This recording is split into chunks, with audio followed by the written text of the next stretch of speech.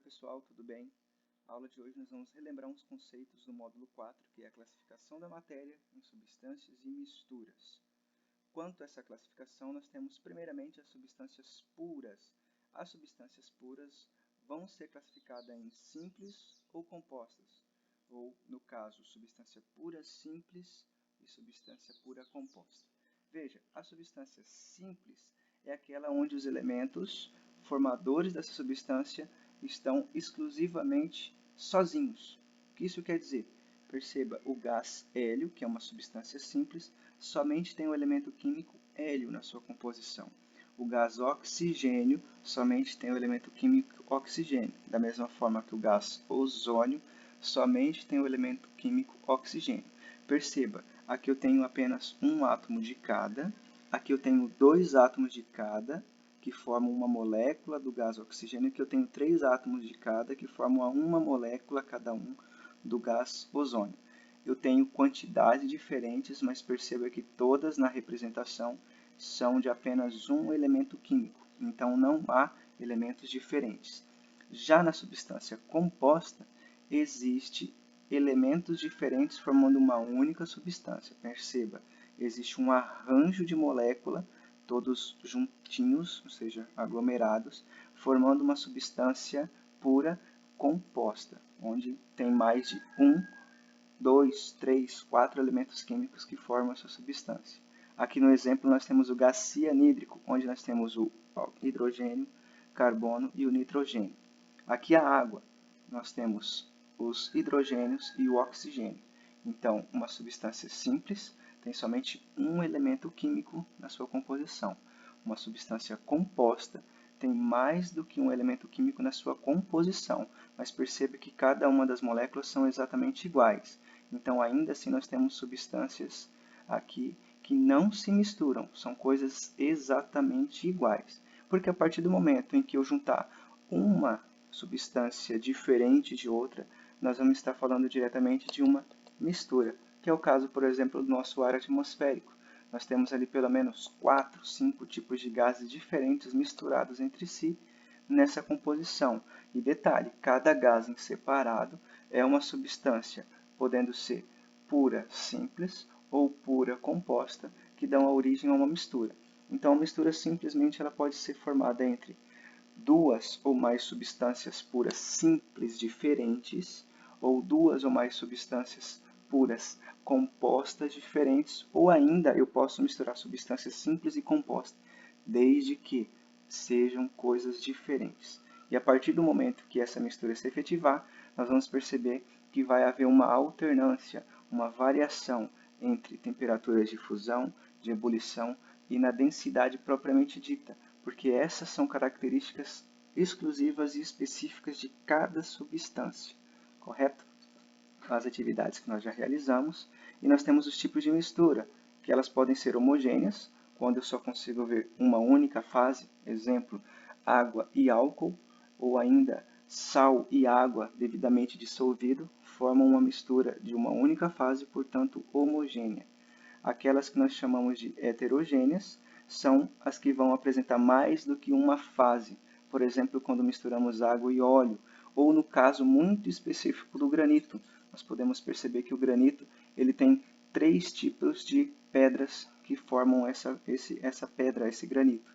Então, automaticamente, ele vai ter 3 fases. E perceba, quando eu digo as fases, também eu vou comparar os números de componentes. Então, aqui, quando eu digo o granito tem 3 fases diferentes, isso porque ele é composto, veja, do quartzo, que é branco, do feldespato, que é cinza, e da mica, que é preta. Então, nós teremos apenas no granito 3 fases e 3 componentes, formando essa pedra, essa rocha. E aqui nós temos alguns exemplos. Veja, água e sal completamente dissolvido. Temos 2 componentes, a água e o sal, e apenas uma fase, porque eu não consigo distinguir esse sal dissolvido na água, portanto, uma mistura homogênea. Já na água com óleo e sal, nós temos 3 componentes, logicamente o óleo, a água e o sal, e 2 fases, onde a água e o sal estão completamente dissolvidos, não consigo verificar quem é quem, e consigo perceber nitidamente o óleo flutuando porque ele é menos denso do que a água. Então, nas nossas atividades em casa, que vocês deverão realizar será da seguinte forma. A partir da página 500, deixa nós localizarmos aqui, essas atividades realizamos, aqui está. A partir dessa atividade da página 592, lembrando que este exercício aqui nós ainda não terminamos por completo, falta o exercício 6, então também já vai ficar a orientação para que vocês consigam fazer ele. Aqui ele vai dizer que o gás hidrogênio é considerado um combustível do futuro, juntamente com a reação do gás oxigênio, eles vão liberar uma grande quantidade de energia e formam apenas água, que é uma substância não poluente. Então aqui nós temos os estados iniciais e finais. Veja, o oxigênio, representado por duas bolinhas vermelhas, e o gás hidrogênio, representado pelas bolinhas cinzas. E como produto final, apenas água. Veja, 2 hidrogênios e 1 oxigênio. Dito isso, ele vai perguntar para nós, no estado inicial, há uma substância pura ou uma mistura? Então perceba que quando eu misturo duas substâncias simples diferentes, se trata de uma mistura. E quando eu coloco em um recipiente várias moléculas de uma mesma substância, simples ou composta, eu tenho uma substância pura, que é o que acontece aqui nesse estado final. Então isso vai te ajudar a responder a letra A. Na letra B, também já vai nos responder a partir daquela linha de raciocínio. A fórmula química do produto da reação. O produto da reação é água, então 2 átomos de hidrogênio e 1 de oxigênio, ou seja, H2O.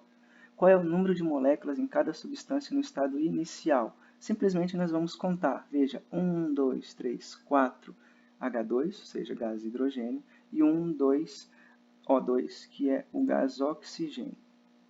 E nós temos aqui, pergunta qual é o número de moléculas de cada elemento, ou melhor, o número de átomos de cada elemento no estado inicial. Então, vai contar mais uma vez. Nós temos aqui 8 átomos de hidrogênio, 4 átomos de oxigênio no estado inicial. E a mesma coisa vai ser aplicada na letra E, na letra F, na letra G, só que olhando para o quadradinho do estado final, certo?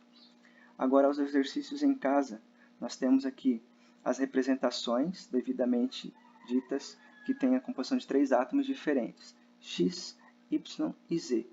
E nós temos eles em recipientes, em situações diferentes. Aqui nós temos uma molécula com o elemento X, que é o azulzinho, e com o elemento Z, só que perceba, são todas iguais, então aqui não há uma mistura, não há substâncias diferentes, da mesma forma que aqui também não há substâncias diferentes. Aqui, perceba, o formato das moléculas e a composição delas é diferente. Então, aqui teremos uma mistura, da mesma forma que aqui também será uma mistura. Então, isso já vai servir para você responder o exercício 1. O exercício 2 vai nos mostrar as ilustrações de 4 situações. Água, somente no copo, água com gelo, água e sal dissolvido, óleo e água. E aqui você vai dizer quais são substâncias puras, qual é uma mistura heterogênea, lembrando que a mistura ela é classificada em heterogênea ou homogênea a partir do momento que você consegue distinguir as fases. Então perceba, aqui somente água, uma fase. Água e gelo, 2 fases. Água e sal dissolvido, não consigo distinguir, então uma fase. Óleo e água, 2 fases. Aqui, no exercício 3, você vai determinar, além das fases, o número de componentes. Então perceba, água e sal está dissolvido, é uma fase, mais 2 componentes. Neste segundo, água e sal, mas perceba que o sal está no fundo.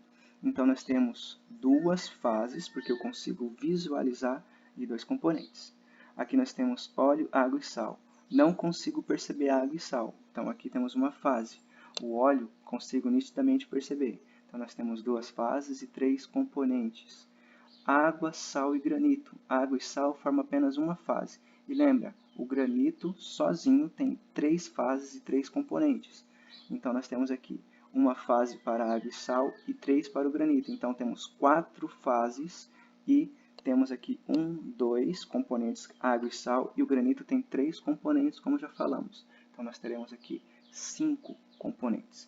Dessa mesma forma que nós evidenciamos essa análise, você vai responder o exercício 4, dizendo o número de fases e de componentes.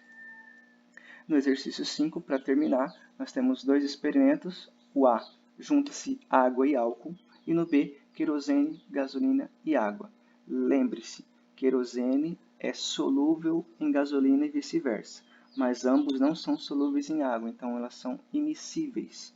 Já água e álcool são completamente miscíveis entre si, de modo que aqui nós conseguimos perceber apenas uma fase e aqui nós conseguimos perceber duas fases. Então, é isso que você vai responder aqui, quando pergunta quantos aspectos visuais e ainda conhecendo as fórmulas químicas de cada um, você vai me dizer quantos átomos tem presente em cada elemento de cada fórmula. E a respeito dos experimentos, a palavra immiscível, que nós já falamos antes, a miscível significa substâncias que são plenamente miscíveis, ou seja, que podem ser misturadas entre si. Se é immiscível, é o contrário disso. Então, são substâncias que não se misturam entre si. Então, para completar, ele vai perguntar quais são ou quantos são os aspectos visuais existentes na mistura. Pelo contraste, nós já percebemos uma tonalidade amarelada e uma tonalidade azul. Então, eu tenho dois aspectos visuais. Essas são as atividades que vocês vão responder. O exercício lá da atividade 2 que ficou para trás e esse exercício em casa. Na próxima aula nós vamos resolver, tirar as dúvidas e efetuar a correção. Se ainda você resolvendo tiver alguma dúvida, pode me perguntar, pode me procurar que nós vamos tirar a dúvida e resolver o exercício.